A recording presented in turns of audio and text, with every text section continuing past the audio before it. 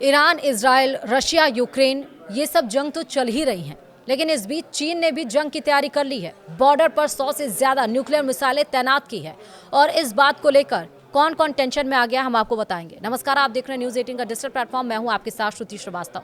Pentagon की एक नई ड्राफ्ट रिपोर्ट में दावा किया गया है कि चीन ने मंगोलिया सीमा के पास मिसाइल साइलो फील्ड्स में 100 से अधिक इंटरकॉन्टिनेंटल बैलिस्टिक मिसाइल लोड कर दी है। यह खुलासा न्यूज एजेंसी रॉयटर्स की एक एक्सक्लूसिव रिपोर्ट में हुआ है, जिसने वॉशिंगटन में रणनीतिक हलचल बढ़ा दी है। रिपोर्ट के मुताबिक ये मिसाइलें ठोस ईंधन से चलने वाली DF-31 ICBM है, जिन्हें 3 अलग अलग साइलो क्षेत्रों में तैनात किया गया है।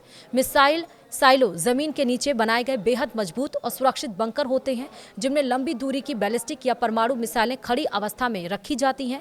जरूरत पड़ने पर ये तुरंत लॉन्च की जा सकती हैं। इन्हें मोटी कंक्रीट और स्टील से इसलिए बनाया जाता है ताकि दुश्मन के हमले, यहाँ तक कि परमाणु हमले से भी मिसाइलें सुरक्षित रहें और किसी देश को सेकेंड स्ट्राइक यानी पहले हमले के बाद भी जवाबी हमला करने की क्षमता मिल सके। साथ ही कई साइलो जानबूझकर खाली रखे जाते हैं ताकि दुश्मन भ्रम में रहें कि असली मिसाइलें कहां तैनात हैं। ये साइलो पहले से ज्ञात थे, लेकिन उनमें कितनी मिसाइलें वास्तव में ऑपरेशनल थी, इसका आकलन पहली बार सामने आया है।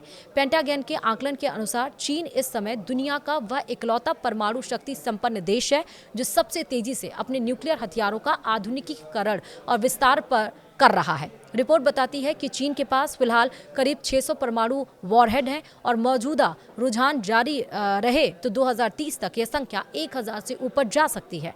ड्राफ्ट रिपोर्ट में कहा गया है कि missile silo network, mobile launch system और नई पीढ़ी की ICBM तैनाती चीन की एक गहरी और दीर्घकालिक परमाणु रणनीति की ओर इशारा करती है, जो केवल क्षेत्रीय रक्षा तक सीमित नहीं है। रिपोर्ट में यह भी कहा गया है कि बीजिंग फिलहाल हथियार नियंत्रण यानी आर्म्स कंट्रोल को लेकर किसी गंभीर बातचीत के मूड में नहीं है। अमेरिका के राष्ट्रपति डोनाल्ड ट्रंप लंबे समय से चीन, रूस और उत्तर कोरिया के साथ व्यापक परमाणु समझौते की वकालत करते रहे हैं, लेकिन पेंटागन के मुताबिक चीन में ऐसी किसी पहल के लिए कोई इच्छा नहीं दिख रही है। अमेरिकी अधिकारियों का कहना है कि चीन की ओर से अब तक ऐसी सभी रिपोर्टों को चीन को बदनाम करने और अंतर्राष्ट्रीय समुदाय को गुमराह करने की कोशिश बताया गया है।